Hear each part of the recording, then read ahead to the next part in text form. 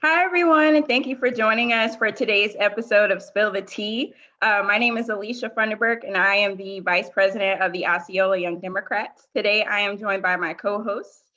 I am Lee Wright. I am the Secretary of Osceola Young Democrats.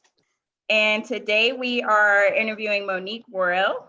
Just to kind of give you a heads up, today, each of us we're gonna have some tea. So today I'm drinking coffee, subtle plug, for my alma mater.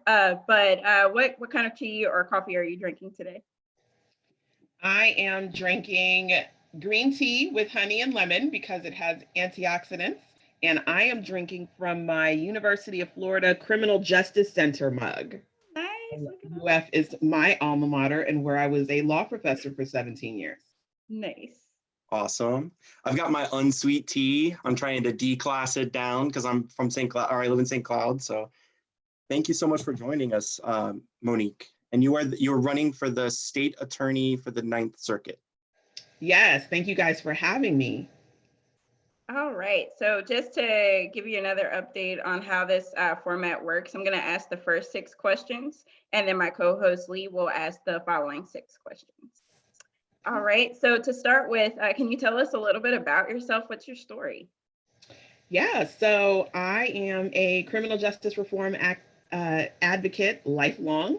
I became an attorney because my brother was diagnosed with mental illness after serving in the United States Air Force.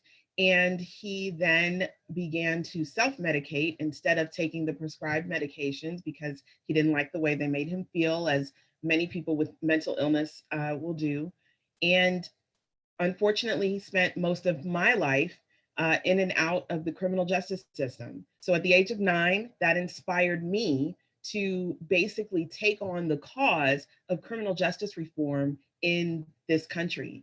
And I basically studied criminal justice in high school. I went on to college where I got a degree in psychology and criminal justice. I went on to law school where coming out and becoming a public defender was the only thing that I wanted to do. And I started my career in Central Florida in Orange and Osceola County 20 years ago as a public defender under Joe DeRocher. When I left the public defender's office, I went out into private practice, and I also represented individuals charged with criminal offenses in private practice. I was later recruited to come back to University of Florida College of Law as a professor. And there I developed the Criminal Justice Center, which was the mug that I showed you. And the Criminal Justice Center basically was a robust training program for attorneys who wanted to practice criminal law. And that is both on the state side as well as the defense side. And I'm proud to say that I have trained many of the criminal law practitioners who are currently practicing across the state of Florida and even some in other states across the country. I left UF in 2017 to go to the state attorney's office, and I worked there as an assistant state attorney, and I led the development of the Conviction Integrity Unit, where I assembled a team to review claims of wrongful conviction. And it was that experience that let me know that for 20 years, I had been fighting on the wrong side. And by that, I mean the power to actually change the system lies on the state attorney side.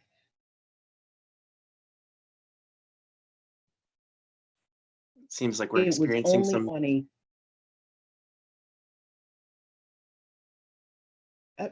I pausing? Are we having technical difficulties or is it just me? I'm sorry. I can hear you. Can you not hear me? Okay, we're good. I'm sorry. I didn't mean to interrupt. It's okay. Is the connection good?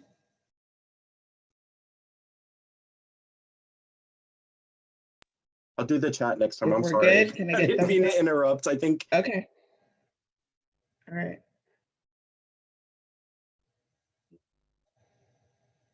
You sound a little digitized, so I don't know. Yeah, I think we're good. Okay. All right. So I learned there that I was fighting on the wrong side, and that in order to reform, that needed to be done from the seat of the state attorney. I left the state attorney's office because I was recruited to be chief legal officer at Reform Alliance. And if you don't know what Reform Alliance is, it's a national nonprofit organization that was started by Jay-Z and Meek Mill, and it was birthed out of Meek Mill's probation violations. And there are a bunch of, really cool people on that board. Van Jones is the CEO, and uh, I went there to assemble a legal team to help people across the country who had been involved in the probation and parole system. So that's my story. I don't think it was short, but that's my story. That's fascinating. It really is. It's very impressive as well. So what exactly does a state attorney do, and who can vote for you? Really good question. So the state attorney is charged with enforcing the laws that have been created by the legislator. And if that's true, then people may say, well, if you don't make the laws, then how can you impact criminal justice reform? And the answer to that is because it's the state attorney who determines which charges to file, who to file them against, and what sentences to seek. So it's a very important position for the community, although it's a race that's not typically paid very much attention to. It's really important because it's the state attorney's office that basically sets the tone for how criminal justice will be mannered in a community. Who can vote? Anyone who is eligible to register to vote and actually registers to vote by the deadline, which is July the 20th in Orange and Osceola County. Awesome. So why should voters 40 and under support your campaign? Because I have the new perspective on criminal justice, right? And that's a really good question. And when you use the 40 and under, it makes me realize that I'm no longer a part of that club. I'm 44, and I can't even believe it because when I was 25, this is not what I imagined at 44. But nonetheless, I have the fresh perspective on justice.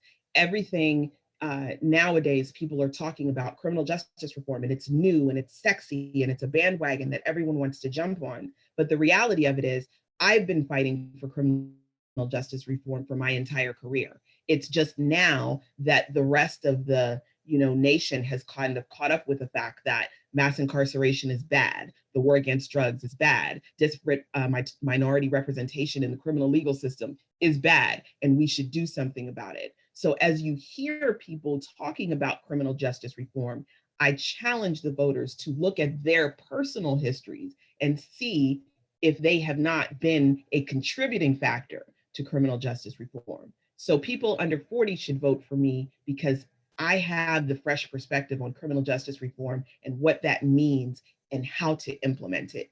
And I've done this for my entire career. Thank you for that. So what does justice mean to you, and how is it similar to what justice means to marginalized communities? And what does that look like in practice? So that's a question that I've been asked a lot since I've been on the campaign trail. And the reason it's ironic is because it's a question that I often started my law school semesters with. I would ask my students, what does justice mean to you? And ultimately, what we come to determine is that justice is fluid. Justice depends on the perspective of the individual in a particular situation. In any given situation, justice to a victim may be something different than justice to someone who's accused. Justice to a victim's families is going to be something very different than justice to the accused family. Justice to law enforcement is going to be different than justice to the criminal defense attorney. And as the state attorney, we are responsible to balance all of those competing interests and decide what application of justice is right on an individual basis in every individual case. Why and how does that matter to marginalized communities? Because marginalized communities are typically the ones who don't see justice. right?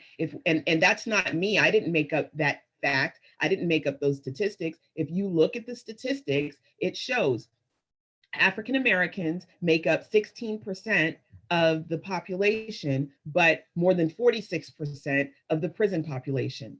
The same is true for Latinos. So marginalized communities are typically not the ones who see justice. They're the ones who see harsher sentences, longer sentences. They're the ones who are, most often seen in wrongful conviction claims. I believe it's over 60% of wrongful conviction claims are from minority communities. All right. So, what does that look like for marginalized communities? It looks like ensuring that everyone receives justice and that it doesn't matter if you're Black, white, brown, or yellow, everyone receives justice. And that justice doesn't look like, if the victim is of one race and the accused is of another, that we treat a case in a different way than we would if the facts on that were reversed. Well said. Thank you. So what does restorative justice mean to you? Right. So, ever since I have started working on the state side, I started looking at what does justice mean to crime victims? And I started following the Crime Survivors for Safety and Justice. And I was interested in finding out that they lobbied the legislature to provide more services for victims and offenders. And that they said that incarceration doesn't make them whole, it doesn't make them better. What makes them better is knowing that the offender received rehabilitation so that when they come home, which the majority of individuals that we send to prison do in fact come home, that when they come home, they are better and they will not be in a position to reoffend. So restorative justice to me is trying to make everyone as whole as possible. And that doesn't always mean incarceration.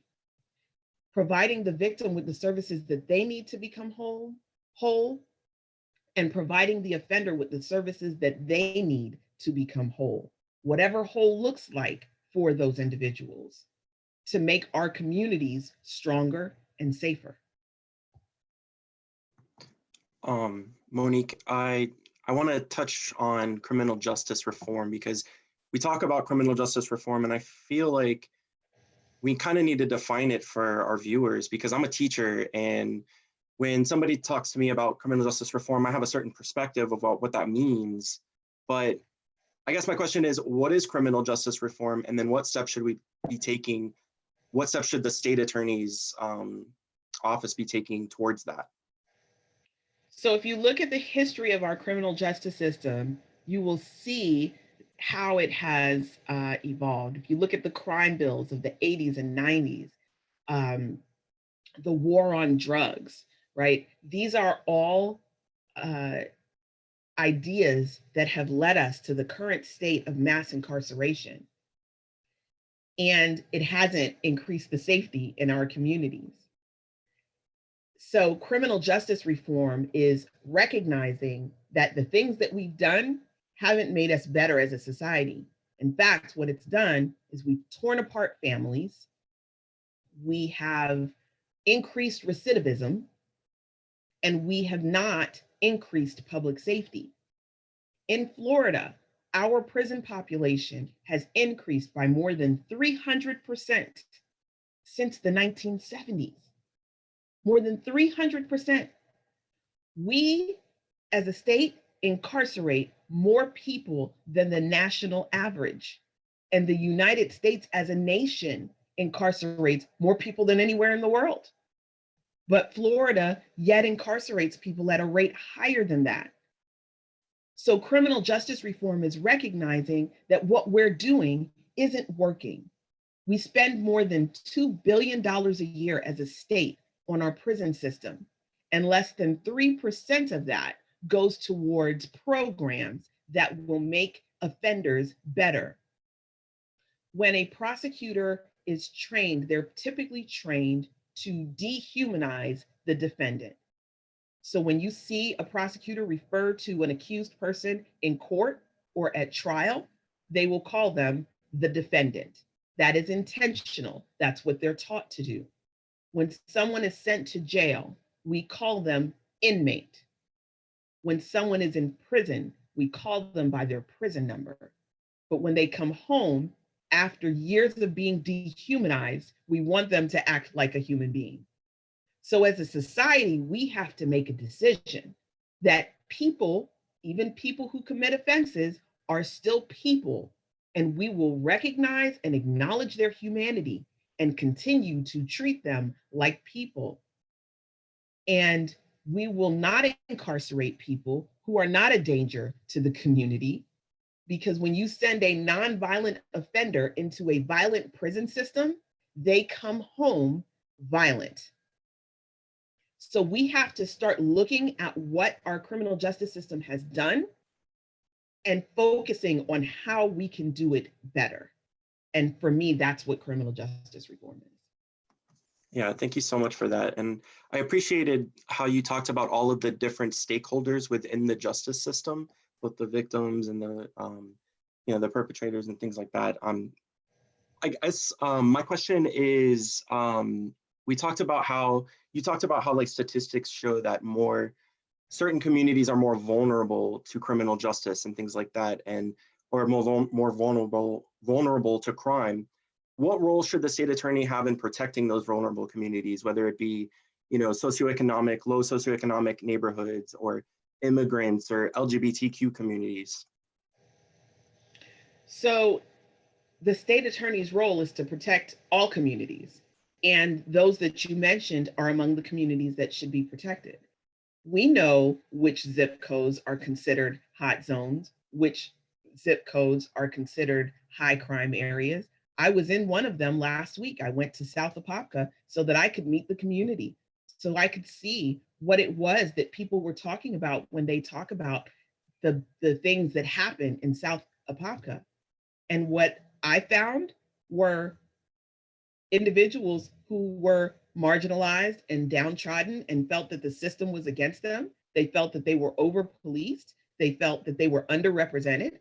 So those are individuals that need to understand that the state attorney's office cares for them too. And that we don't look at all of them like they're criminals, and that we establish relationships with those communities so that they can help us to take out the individuals who actually terrorize their neighborhoods.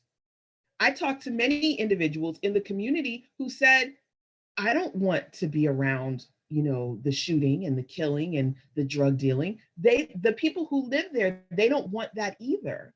But we cannot treat everyone as though they are the bad actors, who typically are just a few people. And the only way that you can weed out the bad actors is by developing relationships with the community. And that doesn't mean by over policing them. That doesn't mean by stopping everyone who goes a few inches above the line at a stop sign, right? That doesn't mean that you stop everyone who's walking down the street and, begin searching them. It means that you actually work with the community to help them to resolve the issues that they face as a community. Is cash bail a part of that? Like, is the cash bail system, does that factor into it? Getting into the more specifics, is that a problem that needs to be addressed?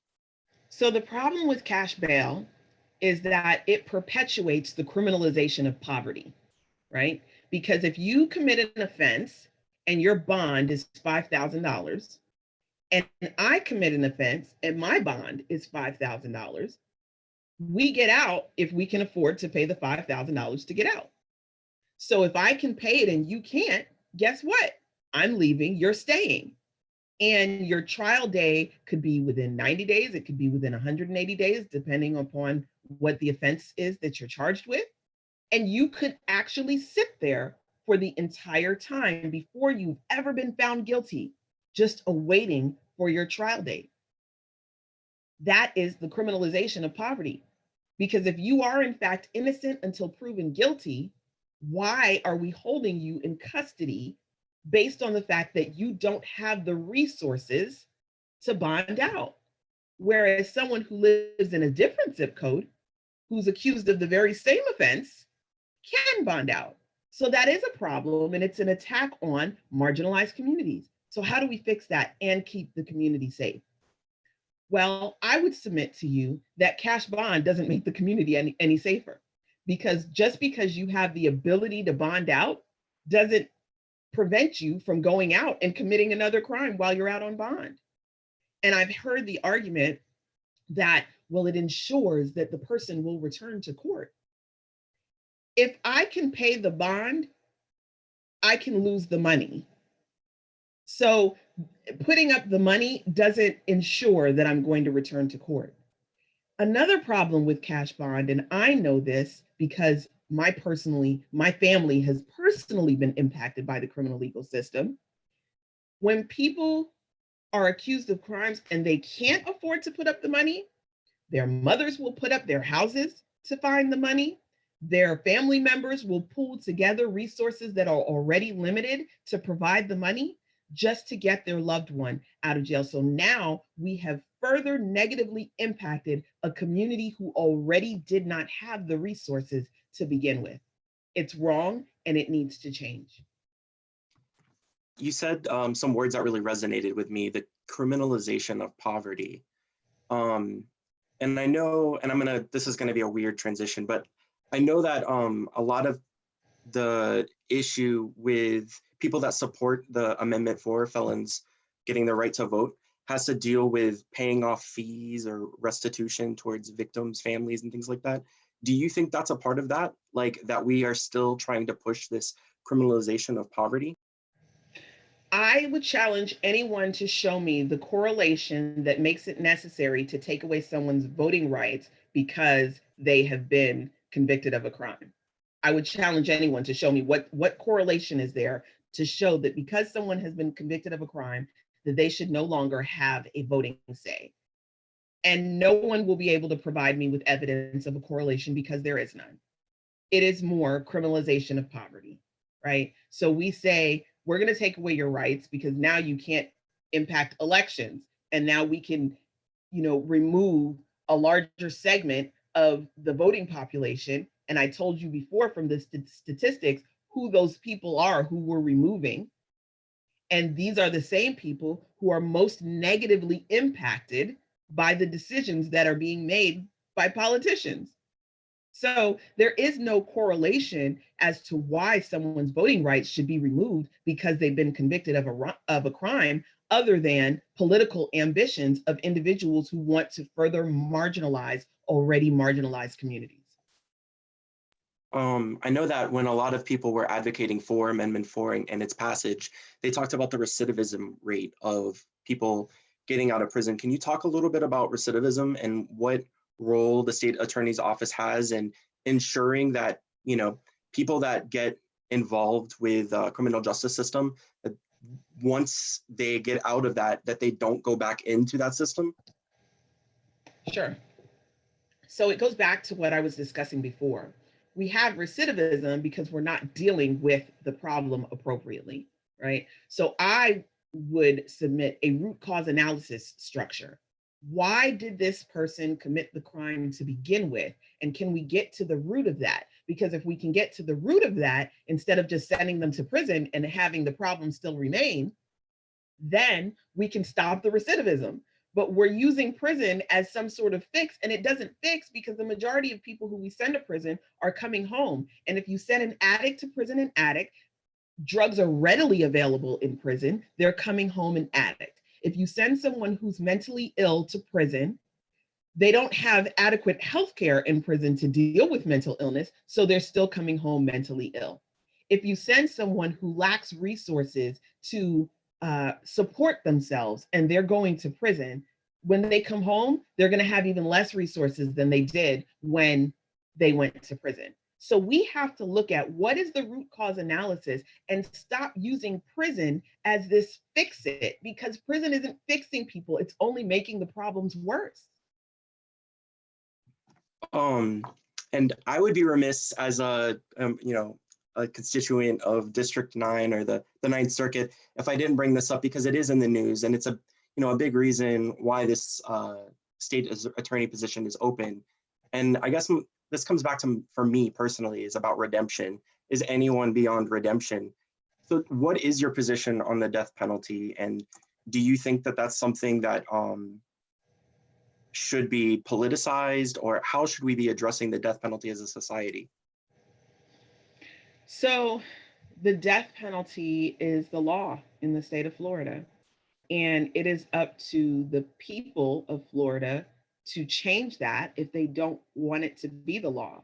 But as long as it is the law, as a state attorney, I have to follow the law. I don't have the authority to override the law. And not only do I not have the authority to override the law, I can't say that I'm enforcing the law if I myself am not following the law, right? But the death penalty is the most serious consequence for the most egregious crimes. There are statutory factors that have to be met in order to even consider the death penalty as a penalty in a particular case. So what we have to do as the state attorney's office and as the elected state attorney is I have to look at the case and I have to look at the history of the death penalty and weigh it with the gravity that it deserves. Going back to the disparate minority representation in the legal system, it is true of the death penalty as well. I have to look at the fact that as a state, we have had 29 people exonerated off of death row. That means that there are 29 times that we've admitted to that we got it wrong. We don't know how many we killed before they were able to be exonerated, but we know that 29 times we got it wrong. So we have to look at that in making a decision on, is this the appropriate penalty for this case? Are we sure that the individual is actually guilty of the crime that they're being accused of? And my belief on the way to do that is by having a diverse death penalty panel, that when an assistant state attorney wishes to seek death on a particular case, this panel will review the case and make a recommendation to me on whether or not the death penalty is appropriate on a particular case. Monique, I really appreciate your, candor and your personal experiences and your professional experiences and that family connection. And this is more about me learning really more than anything, because I feel like I'm a blank slate when it comes to this. But and so in that guise, or in that regard, is there anything the state attorney can do in terms of like environmental justice and any kind of like ways that they can help influence that? So my understanding is that it's very limited. There is an office of the statewide prosecutor who is responsible for those type of offenses. However, there are limited circumstances where the state attorney's office can enforce the environmental laws. However, in the guise of everything that I've said thus far, we have to understand that everything is not solved by incarceration, right? And a lot of times when people say, well, I want this person prosecuted, what they really mean is I want this person arrested and I want this person incarcerated, right?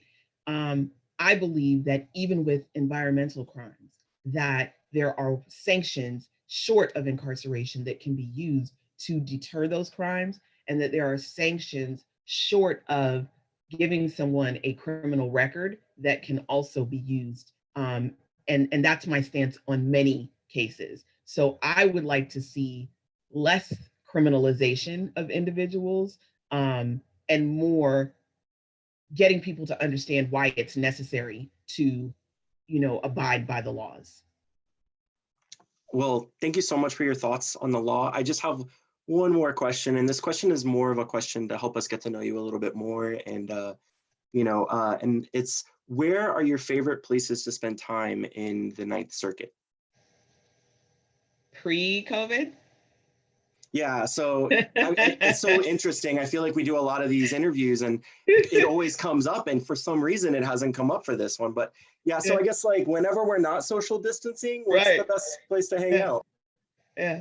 I really enjoy water. And although we don't have our own beach here in Central Florida, there are a lot of places that I enjoy just being near the water. So Johns Lake is out here in Winter Garden where I live. I enjoy spending time down by the lake. I also like going down to Lake Eola with my family to walk around the lake.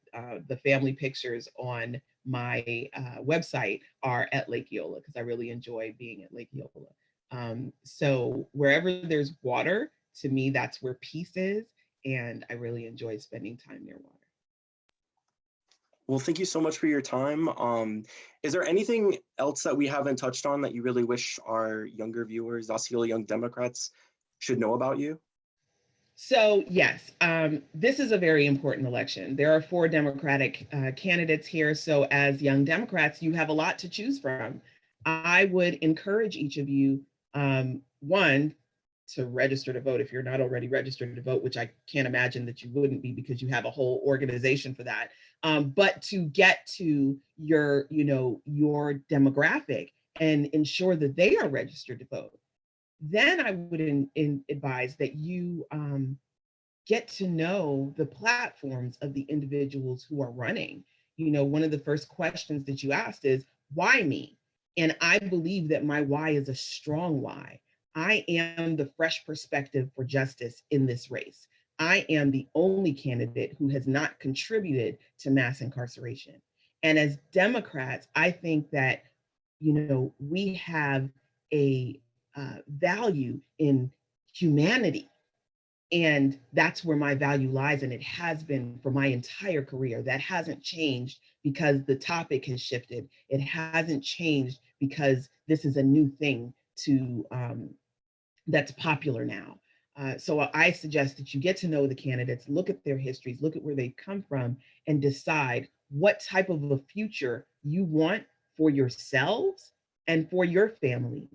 Because I believe that having someone sit in a seat for 20 years, which is how long the individual 2 seats ago sat in this position, is too long, especially to get complacent and not, till the ground and continue to move justice forward. I believe that within 2 to 3 terms, it's time for me to hand the baton to the young Democrats coming up behind me and say, here's what I've done, here's the progress that I've made. It's your turn now to make more progress. And I believe that's how we can actually push justice forward and build a stronger, safer community. So thank you all for having me. I appreciate the opportunity and the time. And please get out there and vote. Our election is on August the 18th, and this is a very, very important election. And if any of our members or anybody watching can wants to get a hold of you, what's the best way to get a hold of you, or how can they reach out to you? Thank you for asking that. I know my campaign manager is pulling her hair out right now because I did not come up with that on my own. So thank you so much for saving me from myself. Monique for stateattorney.com. MONIQUE for FOR stateattorney.com. You can donate, you can volunteer. We need your donations and you as a volunteer. So if you like what my platform is and at least interests you, please go to my website, learn more about me, my platform, and what it is that I plan to do when I'm elected state attorney. Thank you so much. And I've learned so much about you just from this short amount of time. And I know you have your show that you have on your page, which is also very informative. So thank you for putting out all of the information and being totally transparent, because that's very important, at least to young Democrats, is transparency, because that's something that we really haven't seen much of. So thank you so much. And that's all I have to say. Did anyone else want to have any last words? No, I'm so grateful for your time. I mean, this is the day before Memorial Day, and it's also Eid al-Fitr. So Eid Mubarak for our Muslim community out there. We should be spending time with our family, but I really do appreciate how open you were and willing to answer our questions. So thank you. Thank you for having me.